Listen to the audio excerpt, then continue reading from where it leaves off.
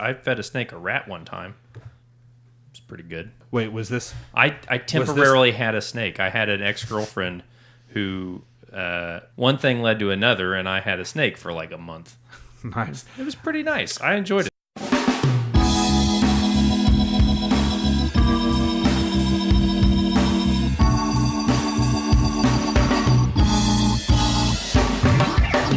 Hey everyone, and welcome to Let's Pod This. My name is Andy Moore. I am your host today, and as always, I'm joined by our co-host Scott Melson. Hello, Scott. What's up, man? How are you? I'm doing all right. How are you? I'm excellent. Happy Good. Friday today. Normally we record on Thursdays. Yes, but I'm glad it's Friday. It needs to be Friday. It's a weird week. Yeah. Also in studio with us today is Trace Savage. Thanks for joining us, Trace. Thanks for having me. I've long wanted to be on your podcast, and this is hopefully going to be a good maiden voyage. I hope so. And you have a podcast as well. Yeah, so we do a podcast with FKG Consulting called How We Got Here. It's on Podbean and Apple Podcasts and all that stuff. We kind of try to look back at maybe the historical background on certain issues that are facing Oklahoma politically, and then kind of go from a point in time to the present. And sometimes that works, and sometimes we just get into long conversations. I will say I listen to it each week, and it's very enjoyable and informative. I appreciate it. I think that our podcasts complement one another nicely. Yeah, Agreed. Absolutely. I'm glad I didn't bring any facts here with me to this one, so I thought I would just be here. Just going to wing it. This is how we do it every week. Trace, you're also the editor-in-chief of NonDoc, which I just threw out there because for regular listeners will know we reference NonDoc almost every week as a kind of go-to source for information about what's happening in Oklahoma. We appreciate that. Yeah, nondoc.com. We're on all of our social media. I'll plug our Instagram because we're trying to up our Insta followers, get our picture game on point. But yeah, we try to be a responsible public forum for news and commentary. And we've had the pleasure of working with you guys with Let's Fix This on a couple different deals. And I think that's what we're going to jump into today. That's right. So a couple of quick announcements. Programming notes. First of all, and this is maybe on a personal note for all three of us, is that this morning we all woke up to the news that Anthony Bourdain had taken his own life. And I know for a lot of people, way more people than I realized, he's had a major impact, I think, on our generation. And and on the heels of Kate Spade taking her life last week, the issue of suicide has been thrust into the national attention in a way that we haven't seen in a while. And so as Scott and I prepared for today, we really wanted to put out there that if you or someone you know is struggling with depression, if you're contemplating suicide, if you've anything in that realm, we encourage you strongly to reach out to loved ones, to us. I'm a licensed professional counselor. This is actually my field of study and expertise.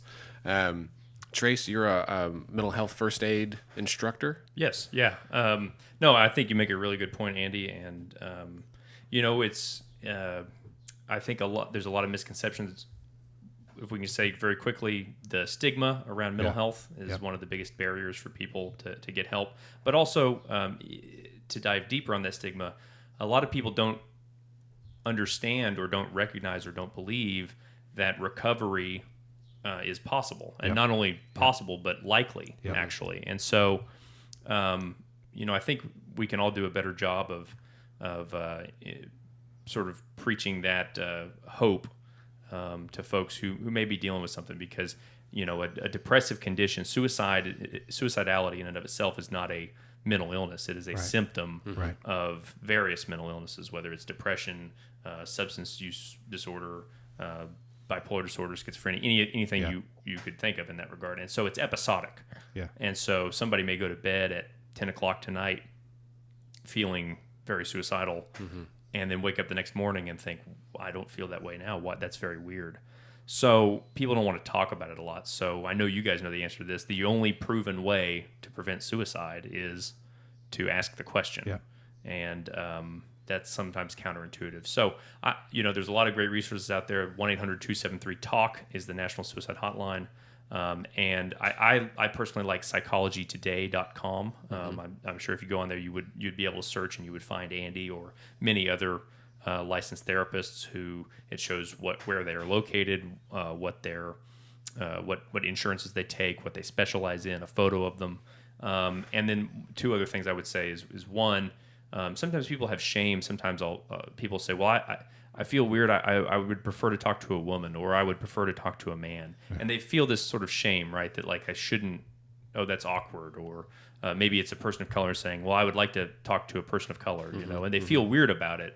And there really shouldn't be any shame in that regard, right? Like you may feel more comfortable talking to one gender or another. The other thing with that is that a lot of times people will say, well, I went to a counselor a few years ago and I just didn't really like him, and that becomes sort of a tagline to why I'm not going to go seek out another counselor. Right. And with any profession, there's folks that work well with you and folks that don't. And so I would encourage people to maybe look for all their options, because professional help, when it's found and when it's done well, it is really the best strategy for getting past any of these conditions that maybe involve suicidality. That's right. Yeah. I definitely agree. I do want to reiterate the phone number that Trace just rattled off for the National Suicide Hotline, 1-800-273-TALK.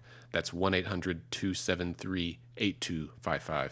Yeah, and the only thing I would add, I agree with everything you guys have said. I want to throw out something too to friends and family members of people who may struggle with this. I think one of the reasons that suicide has become such an epidemic, I don't know if you guys, I'm sure you saw the CDC came out with a report this week that suicide has gone up by 25% since 1990. It affects men, women, children, adults, young, old, elderly. There's no demographic that is immune from this. And I think one of the reasons that it has become so such something we're struggling with as a society is, one, the stigma that Trace mentioned, that people don't want to talk about it. But I think there are times when it is mentioned that we as friends or colleagues or coworkers or whoever, don't take it as seriously as we should. When someone says that they're thinking about harming themselves, particularly if they're thinking about taking their own life, you should think of that person the same way that you would think of someone who's saying, clutching the left side of their chest and saying, I have chest pain, right? Like, that person may not be having a heart attack. Their life may not be in imminent danger, but they have a symptom that means it could be. And that's the level of seriousness that we need to approach this with. So if you have these feelings, please reach out to someone, reach out to family, reach out to a friend, reach out to your doctor, and reach out to the National Suicide Prevention Hotline. If you are a friend or family member that someone comes to with this, please don't dismiss it. Please don't say, oh no, you're going to be fine. Please don't take it as, someone being dramatic. Take it as the cry for help that it is, and get that person to someone who can help see them through that episode. Yeah, right. and we don't want to be mad at somebody. Correct. Right. I mean, even if it is somebody that we're close to, it's really hard not to take it personally, right, and to say, don't you know what that would do to me, or don't you know? But in reality, suicidality is a symptom of somebody who's ill, and we wouldn't have any negative connotation towards somebody who had a breathing problem or a heart problem or anything like that. Right. So I think that's part of it too. And then the last thing I'll add is that I think this next week is really heightened risk, because there is what's called contagion, and you have a couple high-profile people who complete suicide, and for people who are sick and maybe having that affect their thinking, their behavior, their thinking, their emotional state are all kind of affected by the mental health issue they're having. They may see that, and that could be another reason for them to attempt something. So, I think over the next week, it's really important to keep an eye out, because if this is going to be a national conversation, it can be very good, but it can also result in more people maybe attempting. Agreed. Yeah. Okay. Well, now that's over. That's right. Let's take. So we're going to do two more announcements. and then we'll get into the topic of the day. So the two announcements are, one is that next Friday, June 15th at 6 p.m., we're going to have a debate among the Democrat candidates for labor commissioner, it's a statewide elected office. It's going to be, as I said, next Friday, the 15th at 6 p.m. at Trolley Stop Record Shop over on Classen. Trace, On do you know? Penn. Oh, On- Penn. on That's Penn. right. I'm sorry. They moved, and they're in the old Penn Theater, which is at 1212 North Penn. It's just across the street from Nick's, more or less. And If you know where current studio is, it's kind of next door-ish. and it's a cool little venue, and we're excited to do that. I'll be moderating, and we'll work with journalists to have questions for the two candidates, Fred Durrell of Broken Arrow and Sam Massoum of Tulsa. And we're excited to be able to put that on with Let's Fix This and a couple of our partner groups, Women Lead Oklahoma and Generation Citizen. And then I guess the next announcement Go for it. is that after that, on Saturday, June 23rd at 2 p.m. at the Tower Theater on Northwest 23rd Street in Oklahoma City, we are having a primary debate among the Republican candidates for Attorney General in the state of Oklahoma. Mike Hunter, who's the current Attorney General, who was appointed to that position in 2017, and then Gentner Drummond is an attorney from the northern part of the state, Pawhuska area, I believe. And then Angela Bonilla is a public defender from, I believe, the Tulsa area. And all three of those candidates are confirmed to be there at 2 o'clock on Saturday, June 23rd. So there's a lot going on that week. It's Pride Weekend and other things, but it'll be a good chance for people to hear from the candidates in what is a contentious GOP primary for Attorney General, a very important job. And we're, very thrilled to have been able to find a date, any date, that those candidates would do a debate. It's tough to get candidates. They've got busy schedules, especially on weekends, because they're out knocking doors and doing other events. And so this is a big deal. This is a big race, and you don't often get to see Attorney General debates. And Trace, you and I have said that we believe candidates should be required to stand on stage and face one another and face a bunch of people and be held accountable for their positions and answer questions and have that kind of public discourse. I think that's something that has fallen to the wayside, and I'm happy that we're doing it. Totally agree. I also just feel it needs to be said, if you're listening to this and you're a supporter of Gentner Drummond and you haven't made a sign that says "Get on the Gentner," you're failing at life. Like you're doing it wrong. Now, isn't the name of a city, a town in Oklahoma as well? Is there a Drummond? Yes, there is a Drummond. I feel like that's the most Oklahoma weather named. Yes.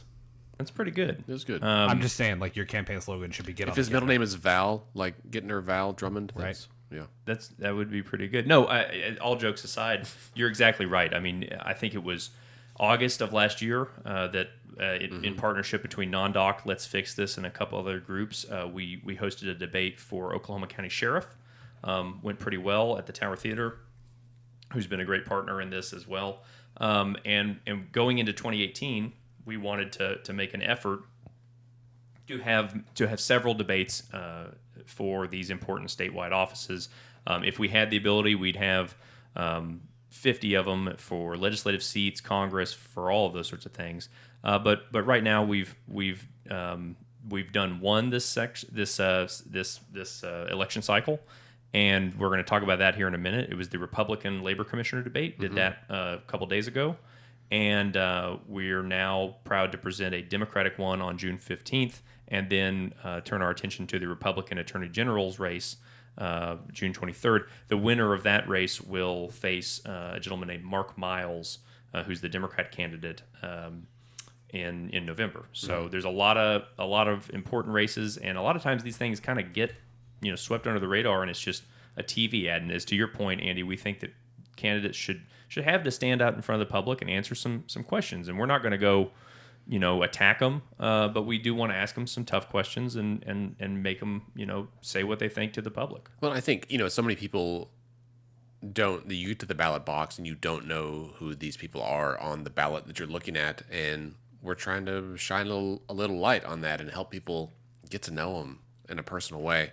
I wish we could do it with judges. That's a much more difficult thing. OK Policy has a great kind of overview of why the judicial races matter and kind of what each of the different district judges and whatever the things are, kind of what they do, because that's something that I admit I haven't finished reading it. I don't know all the answers yet. Debates are great too, because I think that, you can look at these, and we'll talk about this, I think, in the context of this week's labor commissioner debate, but you look at the candidates on paper and sometimes it can be kind of hard to delineate differences, right? Particularly when you're talking about a primary where they're running for a party nomination. But when you can get them on stage, sometimes you can really, can get a chance to compare and contrast in a way that, one, I know for me, kind of sticks with me more than it does if I just kind of compare their websites or read their position statements. But two, there's, I think, easy to kind of see more subtle differences that may not come out in campaign literature or prepared ads. So I think the more I'm definitely more debates are better. Yeah, that's exactly right, because if you look back 60 years, 80 years, candidates had to go everywhere, and they were often together, and they were invited to places together to talk, or one right after the other. Yeah. And now they can, largely, if nobody forces their hand, they can just spend money on advertisements and not be forced to do that. And I think, if NonDoc started in 2015, and that was, something we've tried to do, right, is that left to their own devices, traditional media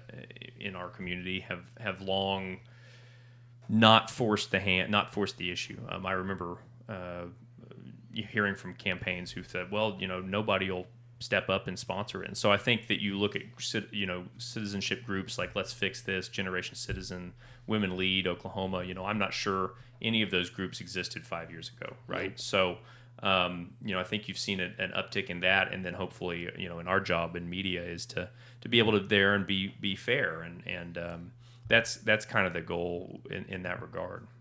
Shall we get to it? We shall. Let's take a quick break, and when we come back, we're going to discuss the events of this week, namely the debate between the Republican candidates for labor commissioner. It was the only event. That's true. We're going to talk about it. We'll be right back.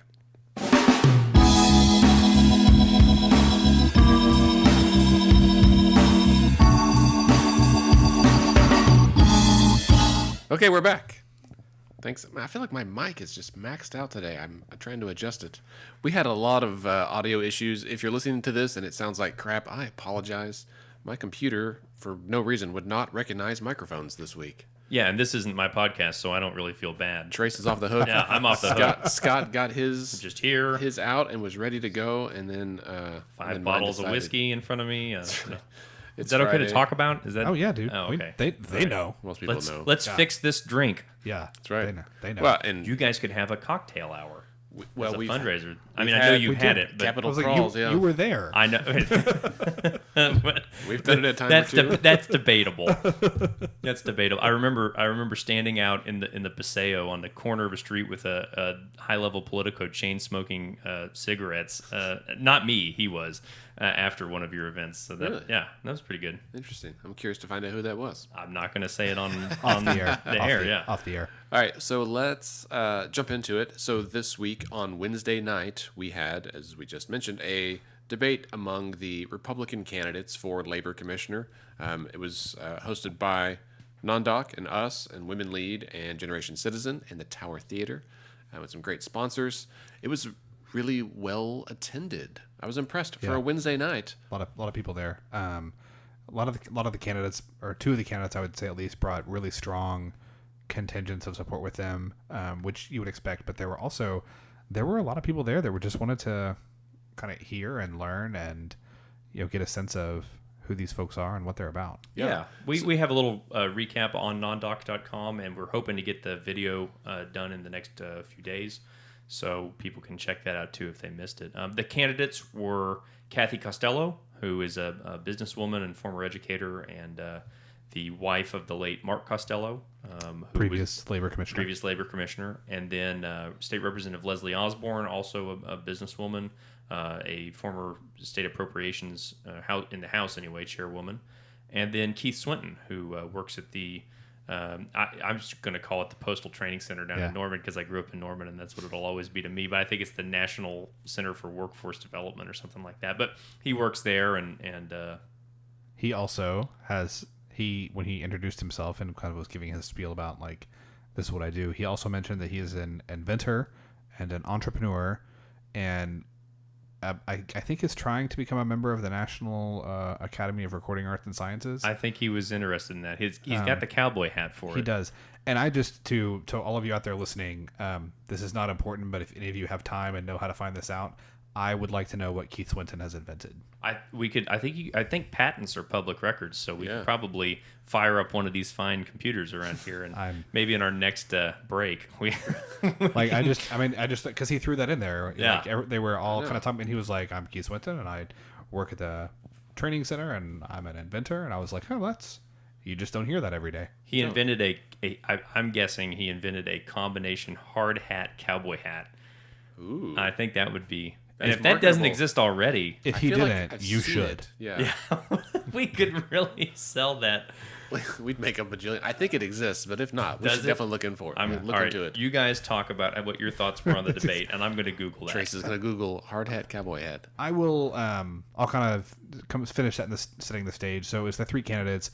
The format was we had Trace here was moderating the debate with questions delivered by three local journalists. We had Aaron Brilbeck from News 9, Brianna Bailey from Tulsa. She's with Frontier. And then we had Claire Donnelly from KGOU. So they presented the questions. Trace was kind of moderating and keeping everybody on task on stage.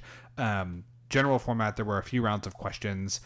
Each candidate would get an opening statement, and then in each round, candidate would get a question, and the other two candidates would have an opportunity to respond and rebut with a little bit varying kind of time lengths depending on which round of questions we were in. Right. And tell me what you guys think, if this is too kind of like in the weeds. To me, there's kind of a couple ways to look at this in terms of analysis, I guess. One is certainly like kind of the substance and the merits of like what did they say? And how did they answer the question on policy and substance? But then I think the other kind of thing is what's the politics of their answer? You know what I mean? Like, because this is it's political, right? Like they're running for the Republican nomination for labor commissioner. So I think there's a question of what's the policy, but then there's a question of how does that policy play with the people, specifically registered Republicans in Oklahoma, who are going to be voting on these candidates. Yeah. Maybe before we get into the specifics of their responses, Trace, can you tell us a little bit about what the labor commissioner does? Sure. Well, the labor commissioner for $22.77 each can buy a polyethylene hard hat cowboy hat on gamut.com, GAMUT.com. So with that said, let's talk about what the labor commissioner does. The labor commissioner functionally is the head of the Department of Labor, which covers a lot of things, from regulation of everything from boilers to asbestos abatement to elevator inspections to amusement ride inspections, but also deals with disputes over payment, labor disputes. If let's say you've left a job and your final paycheck, there's a dispute over that paycheck, you're not getting it, you can go file at the labor department to have them help mediate and presumably get you that pay. And a lot of people, I actually, in just the past couple of days after the debate, have had multiple people say, hey, you know what, I worked, I did that, I had to do that, and then the labor department really helped me out. So that's one thing they do. They also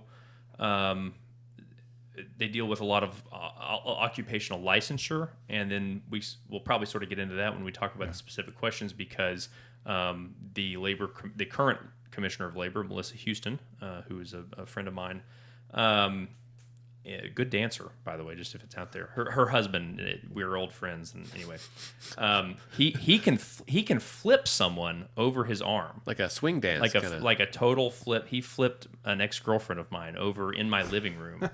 The whole thing was frightening to watch, but Anyway, but no, they're great people, and the current she was put as the head of a occupational licensure task force in 2016, and that task force was trying to get a handle on the whole issue of licensure. So you gentlemen are both licensed. Right. I think I'm the only one that's not licensed or bonded. But you guys have your own boards that you go to, and they're under their own places, and some of them have their own buildings, and some of them have their own funds that's just swept by the legislature. Yeah. So this is like, just so everybody's kind of clear what Trace is talking about. This is like my license to like my medical license is subject to the authority of the Oklahoma Board of Medical Licensure and Supervision. That's who grants my license. That's who I have to reapply for my license with every year and renew. There's a similar board like for nursing. There's the board. What's the behavioral health? Behavioral health board. And so I was getting my CEUs this morning. Yeah. Because I have to renew mine this month. So for the most part, if you have an occupation in Oklahoma that requires a license of some kind, there is probably a board or commission. Not all of them, but there are many boards and commissions that administer those. And when you say many, we mean Hundreds. many. Yes, like There lots. are bananas numbers of licensing boards out there. But And hair braiding is one. Right. Well, you have esthetician. You have alarm and locksmiths board is really one of the big ones that's under the Department of Labor, and so you have some very specific duties within the Department of Labor and under the Commissioner of Labor's jurisdiction. And so that was sort of the second round of our questions, and we kind of did the longer answers in there. But then you also have that position as sort of a bully pulpit, if you will, that is afforded an opportunity to kind of push for policy ideas. And so I think maybe that's a good place to start, because that was kind of our first. That was sort of one of our categories, and I think Kathy Costello, the big takeaway was that she's very big of pushing mental health care, which is sort of convenient that we maybe started talking about this. And she talked a lot and has talked a lot throughout the campaign trail. I don't think it was a surprise to anybody that she spoke a lot on the need for mental health to be considered a workforce issue as well, because it disrupts businesses, it disrupts families, it affects an individual's ability to do their best, their behavior, their emotional state, their thinking. That's sort of the acronym I like to use. And so she mentioned this in terms of how do we improve mental health care access. Now, I thought it was interesting that if you're going to talk a lot about that, if that's going to be maybe your main thing, I didn't hear the acronym EAP or the bigger phrase Employment Assistance Program. Right. I didn't hear that said once. No. Nor did we hear ODMH SAS. Right. And that's so Andy and I were talking kind of after the debate. And that's one of the things that I know you were struck by, Andy, was that Ms. Costello was talking about, mental health as kind of one of the main issues that she would be tasked, that she would want to pursue as labor commissioner. But, you brought up the point that there's literally a whole, government agency in Oklahoma that does that, Oklahoma Department of Mental Health and Substance Abuse Services, an agency that has been, I think, many folks would say sorely lacking in funding. And so there's a question, I think a legitimate question comes up that says, is that really the purview of the labor commissioner to be so interested in mental health when there's another government agency that does that? And I think that's a great point, but I think that there's also, I think that you can come back and say, according to the Oklahoma State Constitution and Title 40, which outlines what the labor commissioner does, the labor commissioner is supposed to foster, promote, and develop the welfare of the wage earners of the state. And so I think her position is that trying to work on mental health would fall within that kind of legal obligation of the labor commissioner. Yeah, I think that's true, and I think it would be hard to argue otherwise. Again, we talked about a bully pulpit. The idea is that this is a position that is elected by the people, and I should say one of the reasons we wanted to have a debate for this is because a lot of people don't have any idea what the heck they do, Right. And so I think that I don't know anybody who would really argue that a labor commissioner wouldn't have the authority to go out and have some creative programs and efforts to increase mental health access or mental health awareness. Sure. break down the stigma that we Right. talked about. And certainly, we'd be remiss not to mention that obviously Ms. Costello has, firsthand knowledge of Yeah. that. Her one of her sons has a psychosis inducing condition. Yeah. And is going to be in state custody for a long time because he unfortunately killed her husband and his father. So she certainly understands this as well as, if not, better than most people, right? So, but at the same time, I think that, that's where you get into this political thing, right? Like, it's one thing to stand up there and talk about mental health, but from because I think all three of us, certainly have mental health in our work, one way or the other.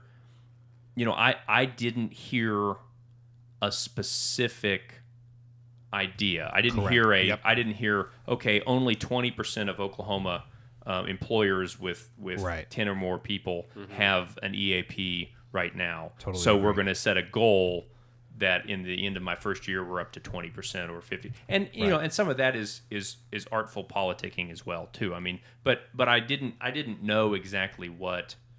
Now I will say she did say she was going to set up the Costello Commission.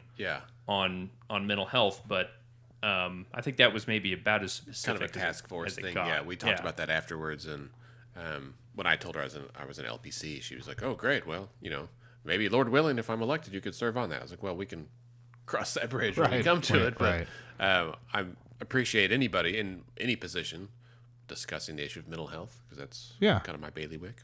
Yeah.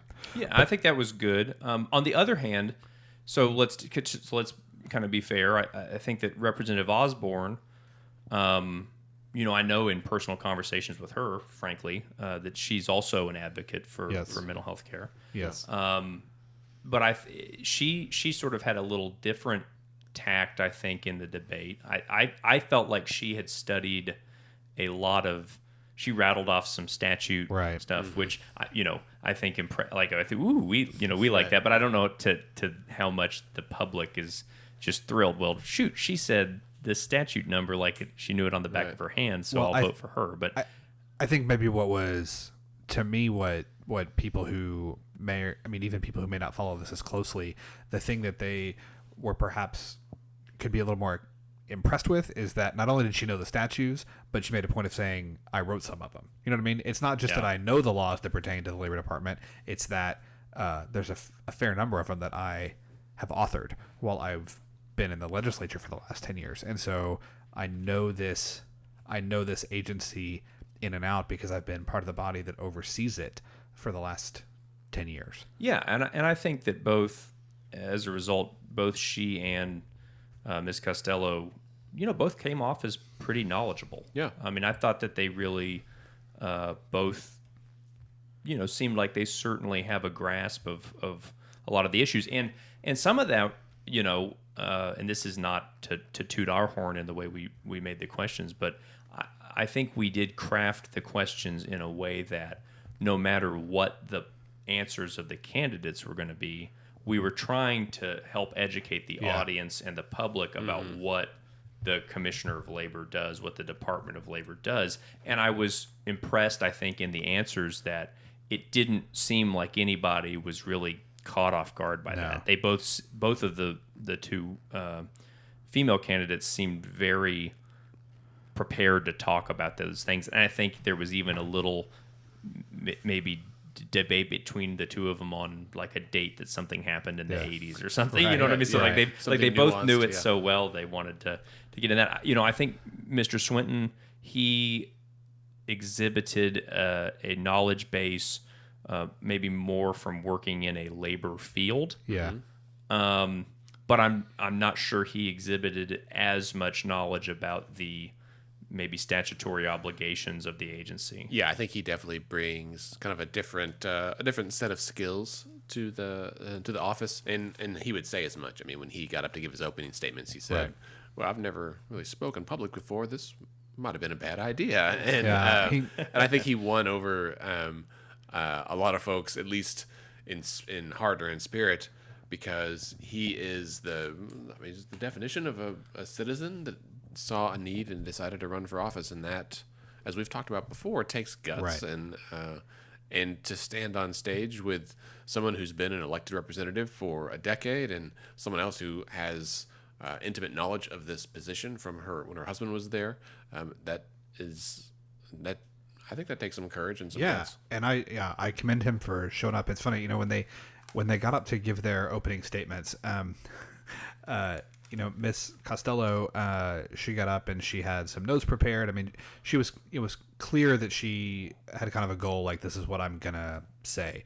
And then Mr. Swinton gave his opening statement, and I wrote down when he brought to the microphone, I said, "Speaking without notes." Interesting, because that either means that he knows exactly what he wants to say and is prepared to deliver it, or it means that he's never done this before and does not really have an opening statement prepared, and we're just going to kind of see what happens. I would say it was mainly the latter.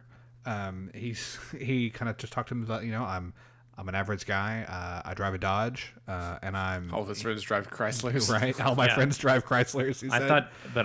I was so confused because I thought Chrysler owns Dodge, Right. so I didn't know.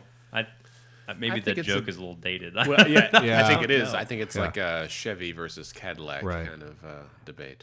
But anyway, and then, Representative Osborne was the last to go, and she got up, and she also didn't have notes, but having seen her speak many times, and it was, it was clear, and that was clear on Wednesday night, she had a statement prepared, and she was ready to get up and say it. She did say, I spoke to her briefly before the debate, and she said, I haven't done a debate like this in more than 10 years. And so Sure. even someone who's, been on the floor of the House of Representatives and Where debate speaks isn't publicly. really debate. Well, that's true, yeah.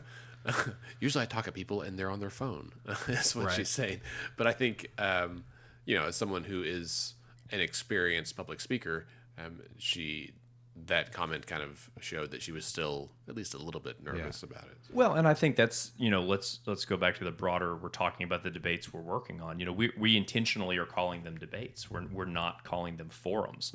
We are attempting to have candidates have a little bit of back and forth.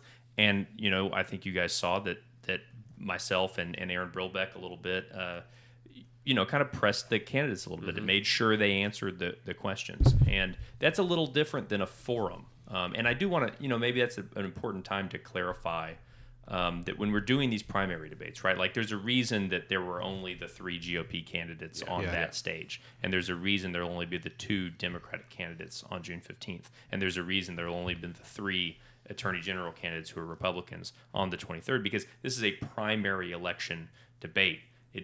A forum would be saying, well, we're going to talk about these issues and we're going to go down the line and nobody gets to really reply and everybody gets to do their thing and it's very secure and stuff like that. And, gubernatorial candidates have done 1,000 of those, right.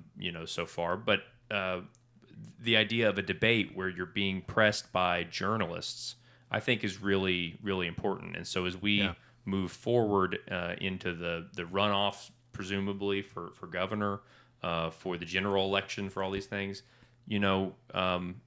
mark it down. We're going to be trying to ensure a lot of debates. We may not get every one of them just because we all have things to do and it's hard to do. But, people need to have a debate, not just a forum. Right. Agreed. And I think I put this on Facebook, that doing a primary debate that is just among members of one party at a time allows voters of that party to compare apples to apples more than apples to oranges, right? Or, apples to blueberries, I guess, to stick with the partisan colors. But that sounds like something someone said on the podcast last week. Did you say that? Yes, that's why I find primaries more interesting than the general election debates, because in general election debates, particularly for, kind of higher offices, right? I think if a typical Democrat and a typical Republican running for governor in Oklahoma, I think a person in Oklahoma who is reasonably engaged could probably predict what the candidates might say on a whole host of issues, because Republicans tend to think certain ways and Democrats tend to think certain ways. But when you get candidates from the same party and stick them next to each other, they're all running ostensively on the same general platform, right? Because they're all vying for the party's nomination. Right. So how do you differentiate yourself among other people who are kind of, as a general rule, believe the same things that you do. Right. To me, that's just it's just a little bit more interesting and can make for kind of a rowdier debate. And the difference in that would be something like an open primaries or a jungle primary, which we've discussed. Hashtag California. Hashtag California. lockout. Hashtag Louisiana. You know, I was playing that Sammy Kershaw song before we started recording, and he was almost lieutenant governor of the state of Louisiana in a jumbled primary. Yeah. Interesting. Yeah, so there's your Sammy Kershaw fact of the day.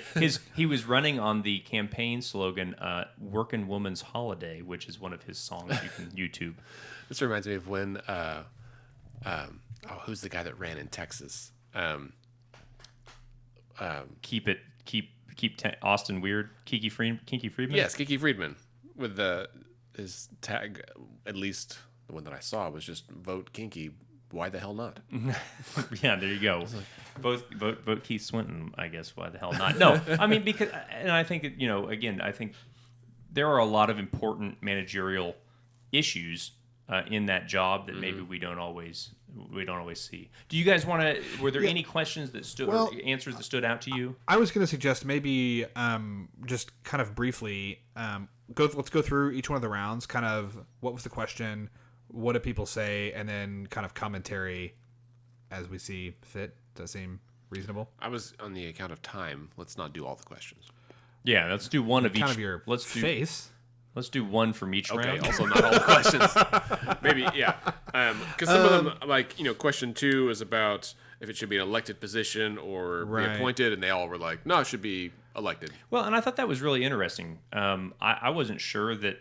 I thought that could have gone either way, right? I thought there could have been some folks who said, you know what, we don't need to be doing this. I'm running for this seat, but I'll support making it appointed. But I thought the answer to me that stuck out there was when Keith Swinton talked about how he has a friend in Wisconsin who works in labor, and he said that that friend of his perception was that the appointed position was sort of a gift in return for somebody who was a big donor, and that in fact it meant there was no accountability.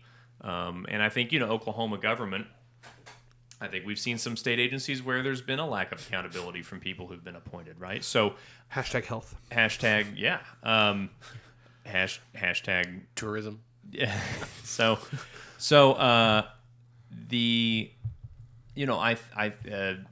agriculture. Just name all the agencies. Well, but Oklahoma's populist roots, which this wasn't always there was a time in which this was an appointed position. I mean, up until in terms of the history of the state, relatively recently, right? It was 60s or 70s. Yeah, when it became. It was 1979 when it became last. Now I'm unclear. I think it might have been elected before. I think it might have gone back and forth a couple of times. But most recently in 1979, I think it was a state question that made it elected again.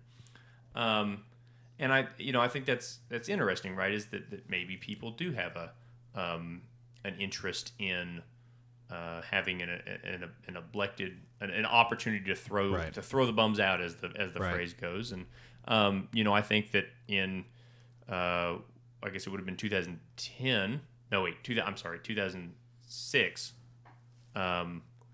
Lloyd Fields was the elected labor commissioner, and then in 2010 lost to Mark Costello, and in the meantime had a series of sort of public debacles with the Public Employees Association and stealing a guy's guitar or something like. I can't remember the exact specifics, but so I think that not to say that an appointed position wouldn't have been removed for that sort of behavior. I suppose there is a justification for having it elected. Yeah, I think it struck me as just a quintessentially Oklahoman thing to say, right? Like, we are populist. We would elect the dog catcher if that was an elected position. I think there's at least the belief that if the power to choose is in the hands of the people, then even if they choose poorly or not the way I would decide, at least it wasn't just some kind of nepotism-induced appointment. Right, which is, I think, a very noble idea. It also, though, kind of goes.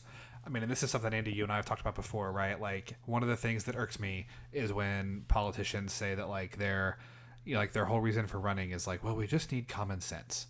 It's not very yes, common. common sense. Yes, well, first of all, you can debate how common sense is, but right, like, so the Labor Department is in charge of enforcing regulations and safety and regulating occupational hazards for all of the wage earners in the state of Oklahoma.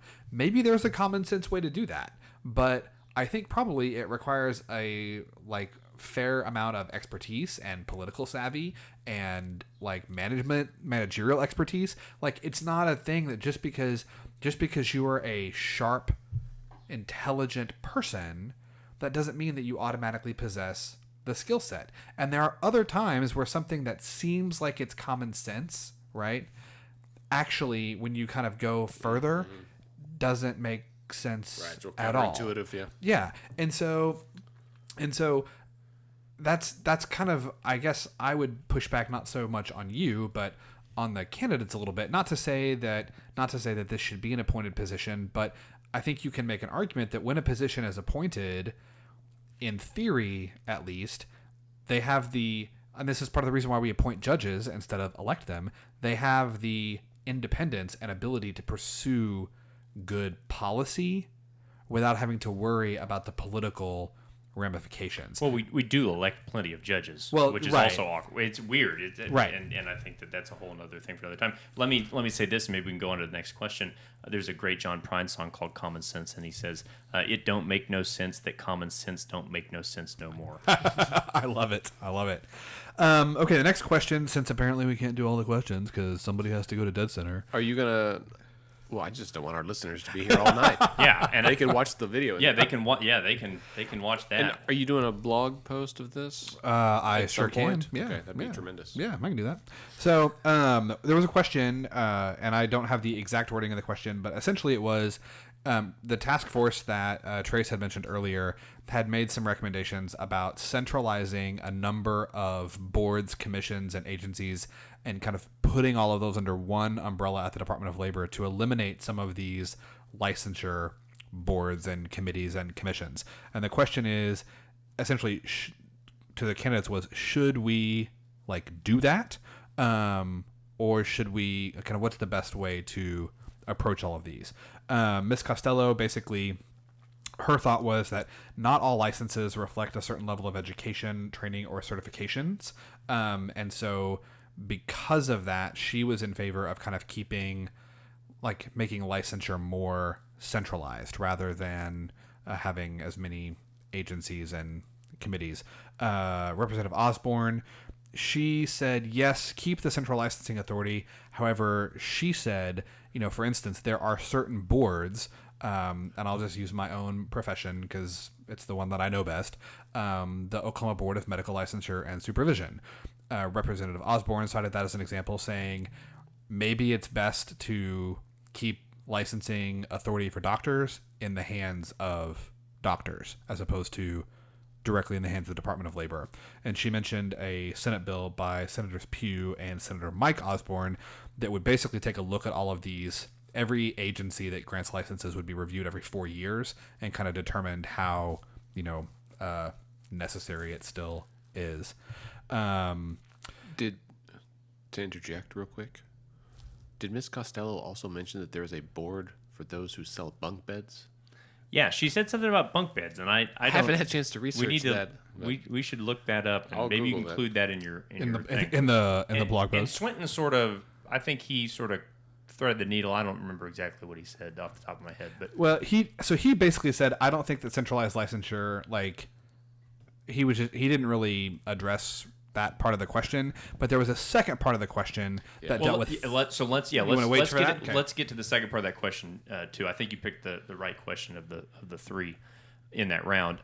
So on the licensure under one agency thing, I think that this is a really good example of how sometimes people will talk about the need for reforming government, and then it becomes hard or any sort of reform, it's always somebody's gonna be mad, and especially if you are an elected person, it is harder to actually do that reform because you don't want to make the alarm and locksmith board Right. mad. You don't want to make everybody who's in that industry mad against you. You don't want to make the firefighters mad. You don't want to make these people mad. If you're in a appointed position, Right. what do you care? You're Right. going to do what you think is best for the state. And the other part of that is too, or I shouldn't say the other part, something that goes along with that is a lot of these boards. I don't know about the alarm or the hairbraiding commission, but there are some of these boards where to serve on that board or commission pays like a pretty good amount of money. Like it's so there are people who sit on these boards and commissions who don't want to see that, source of revenue or that income go away. Well, and a lot of the licenses get caught up into the board. So I mean, the Board of Medical Supervision, has a fund that their fees and penalties and these things go to, and occasionally it gets swept by the legislature, or maybe they go build a new building, and they get to do. So there's a lot of that as well. You said something interesting, and you and I might have slightly different opinions about this. Have you been to the medical licensure board?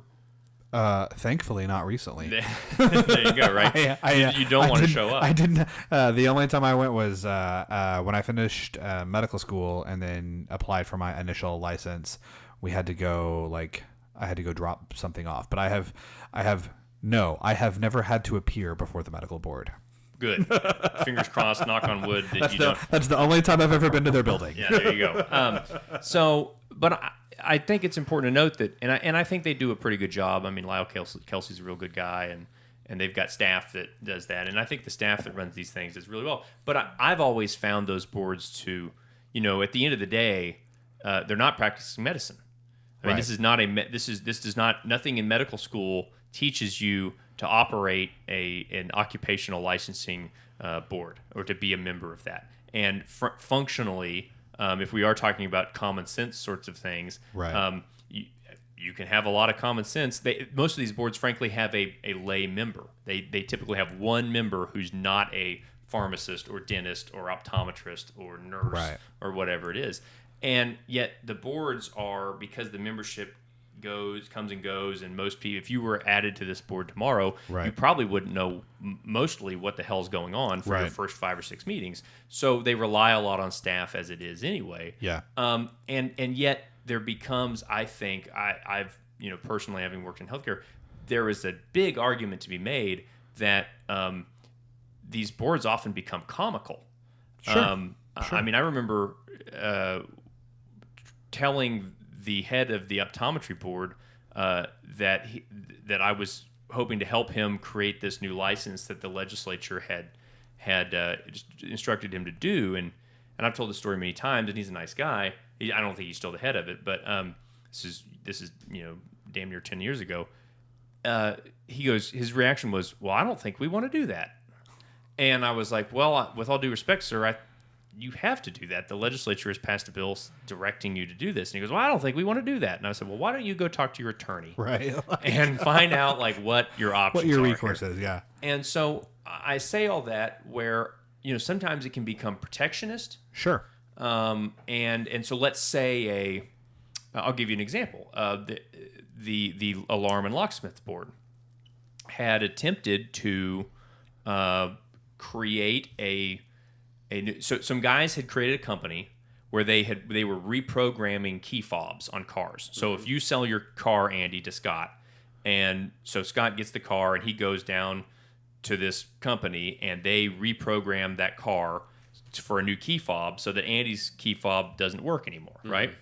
So these guys were all of a sudden ruled by this Alarm and Locksmith Board that they needed to pass the locksmith exam to get licensed to run their company, and because it's a lock, because it's a lock, but no key, and they couldn't pass a locksmith exam. I mean, these guys are programmers; they don't know how to open a safe from 1930, right? And so you have to have So I think I don't know exactly what happened, but the point was that left to their own devices, oftentimes industries and people who've been in the industry they want for to a long protect time their own. will protect their own, right? And so the idea that the dental board or the pharmacy board or the optometry board or the medical board or the nursing board. The idea that they have the public's best interest in mind that's a great idea, Sure. but I'm not sure it always plays out in that realm because they're very personally invested in that area. So I think that's to me, I think that's why it's a really interesting discussion. And nobody really got into that. Nobody wanted to go there, especially because you had a room full of firefighters and other people in labor and stuff like that. But I think that's a really interesting question.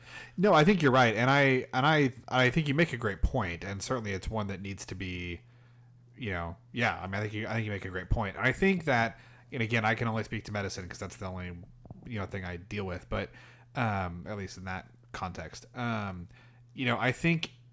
I don't think that necessarily you need a medical board of doctors to determine whether a person who has graduated from an accredited medical school and passed their board exams, like that person is going to be granted a license to practice, and they should. Like that's a straightforward decision, I think, for the most part.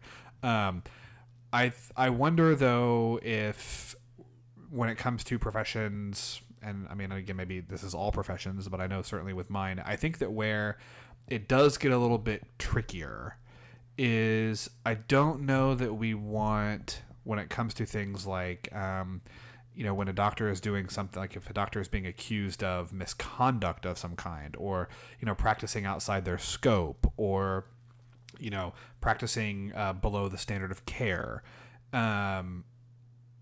I don't know that, I think that those decisions might be more nuanced.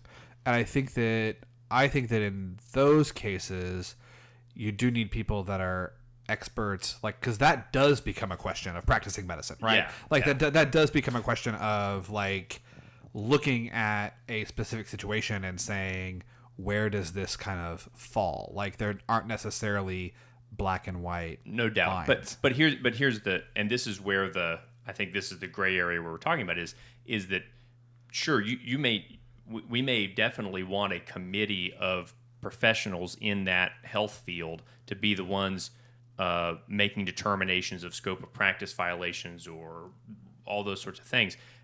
That doesn't mean that we need to have a specific paid executive staff for that committee. That's or fair. that committee needs to have its own building with its own fee structure board, and I mean, and so if we have literally hundreds of these types of situations, it also from an efficiency standpoint is that if we're the medical board or the alarm board or whatever, and we're going to go out and we're going to say, okay, we're going to try to put in a computer system that makes you be able to do all this online, right?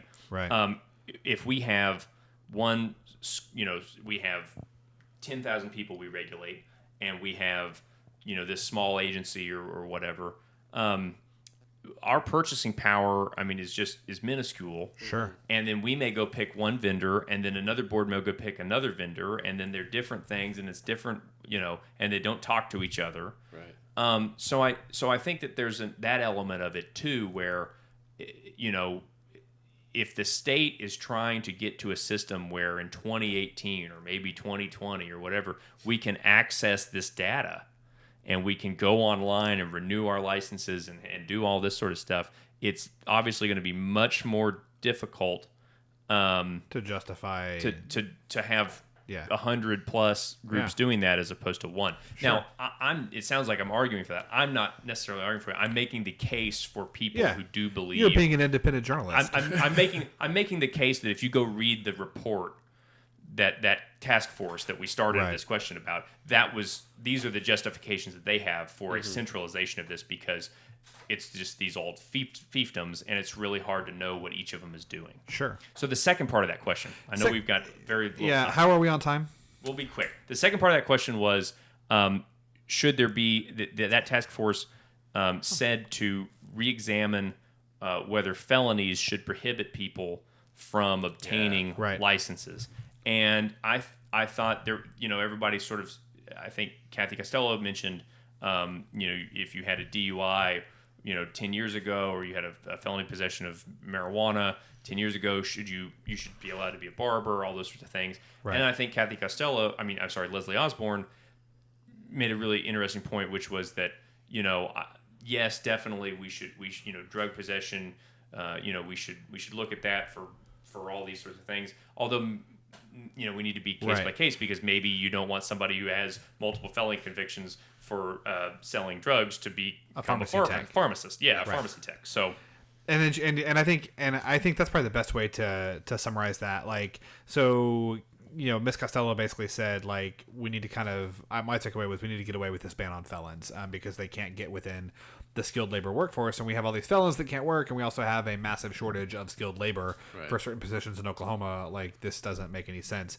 Representative Osborne said, yeah, I agree with that to a point, but it needs to be more nuanced, and basically you have to deal with each trade on a kind of individual, which is liberal. To me, that's the point of a lot of these boards, is to review these things. I mean, I know for the counseling board, every meeting they have to review people that are applying for a new license, whatever corrective action has been taken against them. Mr. Swinton's answer to that question was everyone deserves a second chance. And that's what he said. I do want to, before we get out of here, I know we are like right at the very end. I do think that there are a couple other things that are just worth putting out there. There was a question. One of the last questions was essentially, the Labor Department has really had a hard time struggling. Like, they've really been struggling to keep staff and train staff.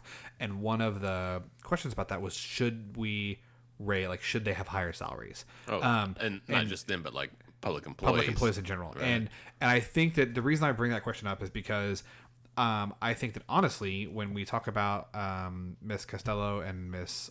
Representative Osborne, this was the issue on which, to me, they had the most distinctly different answers out of any question of the night. Ms. Costello basically said she took the only shot of the night. She said, well, maybe the House, the A and B committee, needs to appropriate them more money. It was a very delicate shot. It though. was. I had to go back and like kind of remake it for her. Right? Like I was like, oh, Representative Osborne, this is what was said. So, so she said that, and then. But she also said the department needs to be efficient and they need to use the resources that they have, which I don't think anyone would disagree with that. It also didn't really answer the question, like, should they have more resources? And I don't feel like we got a great answer from her. Whereas Representative Osborne, she came out and she, I think, made a passionate and very eloquent case for raising state employee pay across the board. She said, state employees in Oklahoma are about 50% of private sector equivalent, and that really makes it hard to get good people and keep good people. And it also, even though we're only paying half what the private sector does, it actually costs us way more money, because every time you let someone go or someone quits to take another job, when you rehire somebody, you have to train that person. So she had mentioned that there was a bill she ran trying to get public employee pay up to like 90%, I think, of private sector pay, and said that if we did that, even though we would pay more, we would actually save that. I mean, she said we'd save that investment in like 2 years or something, just on costs, like reduced cost of rehiring and retraining. So I can see that. Like, I've hired 2 new staff in the past month, and I'm not exactly a public employee, but man, I've pretty much had to set aside my entire schedule for like 2 weeks, right? A week with each person, just to get them like 30% up to speed, so that I can hand them off to someone else. And it takes I forget every time how much time and effort it takes to get someone onboarded. Right. And I thought that was an interesting question too, because Representative Osborne specifically made the case. She said, I don't know how well this plays in a Republican primary, but this is how I feel. Like we need to pay our state employees more. And so I thought that was interesting. And Swinton just said, it's good help's hard to find. If you don't pay him much, you can't find him. That's why we had time for a couple extra questions, because he was very efficient with his time. He had like 2 minutes to reply, and he used about 14 seconds. So it was pretty good. Yeah. Any closing? I had 2 things. First of all, one, I Googled the bunk bed rules, and there is indeed laws. I don't know if there's a board or a license associated with bunk beds, but there are rules establishing requirements for retailers of bunk beds. in the Oklahoma Code. It's under the State Board of Health. They shall promulgate rules establishing requirements for retailers of bunk beds, which include but not limited to just two things. One, each set of bunk beds must be posted with an indelible warning which conforms to the American Society for Testing and Materials Voluntary Standards or U.S. Consumer Product Safety Commission standards. I've got a new regulation if any of the candidates want it. What's that? Each bunk bed has to come with 2 cowboy hat hard hats. Nice. There you go.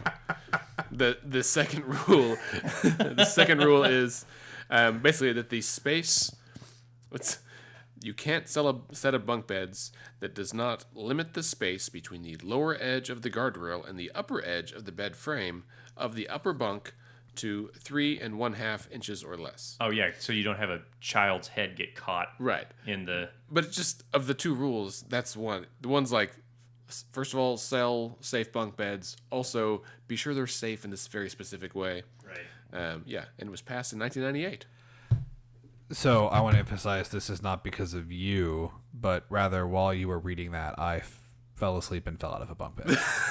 Like while you were old big government Frank Keating up on that thing. Right, that's right. So then maybe we'll, if you guys are okay with it, we can end with, I was just going to read my 3 tweets. I tried to summarize each of the candidates' closing statements in a single tweet, which was tough. So I may have slightly missed the point, but here we go. So Mr. Swinton went first. He basically said no, he didn't. He went second. We'll start with the first one, was Representative Osborne. She said, will workers stay in Oklahoma? Nothing changes until we have more jobs, and better educated workforce. We need to target and train high school students, not just grown-ups or adults. Agreed. Mr. Swinton went next, and he said, we need to teach people how to have self-respect and how to help them find what they're supposed to do so that they have some investment in self-respect in what they do. Basically, if you do what you're supposed to do, you feel good about it, you'll work harder.